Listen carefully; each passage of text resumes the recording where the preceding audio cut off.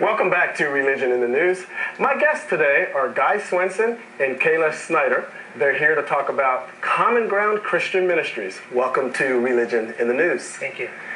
Now, this is a very unique ministry. You actually do several things with your ministry. You are the president. However, one of the unique aspects that you have is you go and you rehab homes. That's kind of exciting. Tell us a little bit about the mission of your ministry and what you do, and you can talk a little bit about how you came to be about. Well, what we do is we're organized as a church. We're a very small group. But what we do is we focus in one area right now, the Stringtown area, and a little bit of Hawville. That's the west side of Indianapolis, just west of the zoo. And our primary focus is one of a mission of evangelism. But to get to the place where we can talk to people about Jesus Christ, we wanted to go in and meet some of the legitimate needs that we see, especially in the widows, the elderly, the fatherless, and the poor. Interesting. Now, Kayla, talk to me just for a minute about your role with Common Ground Ministries. My role with Common Ground Ministries is I've helped plan our the camp outreach that we have, okay. And I basically have done a lot of the documenting, pictures, things like that, and I've also helped on several of the projects that we do. Now, the camp outreach, you had mentioned camp outreach. That's an event you have coming up here pretty soon. Yes, we do. It's very soon. Okay, and I'll make sure we're going to put up some information a little later about that. Guy, let's go back now to this rehab situation. This is not necessarily Habitat for Humanity, but kind of on the same concept. And you use this as a witnessing tool. What we did was, a number of years ago, my wife was listening to some kids talk about church camps. And what we heard was the kids were frustrated about the air conditioning or not having air conditioning, the type of games and activities. And she had the idea that maybe if we connected young people with the basic Christian mission of meeting the needs of people, especially the poor, it might make a difference in their lives. And what we've seen is that it really has made a difference in their lives. And we focus on rehabbing houses, putting roofs on houses, siding. We've done, obviously, painting and step repair, a number of different projects. And our means are, it's too much for us to try and build a new house like Habitat for Humanity does. Well, absolutely. But there's a tremendous need, especially among the elderly who are on fixed incomes, to have their houses repaired before bad things happen to their homes. Absolutely. It's a tremendous ministry. We actually have a photo here of, I think some kids are involved in this one photo. So you get everybody involved in the process. You can go ahead and put that photo up.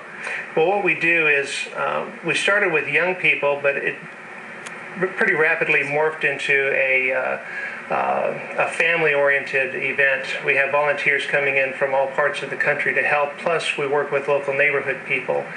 And one of the things that we emphasize is what we call First Outreach. And with First Outreach, it's like a vacation Bible school with some things added. For example, we feed the kids breakfast, we feed them lunch, and that's because that's a real need in the community. Plus we have, a vacation Bible school with a service element where they do things in cooperation with the Lord's Pantry.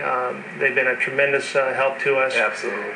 But what we do is we do service projects so that they learn the practice of giving and being a blessing to others.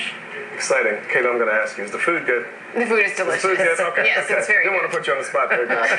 We do have another photo that I want to put up. This first one is a before shot of a home that you're going to go ahead and rehab. I'm not sure where this is, but I take it this is on the west side of Indianapolis? Yeah, this is in the Stringtown area, on the west side. Okay. This actually is a ministry house that was donated to us.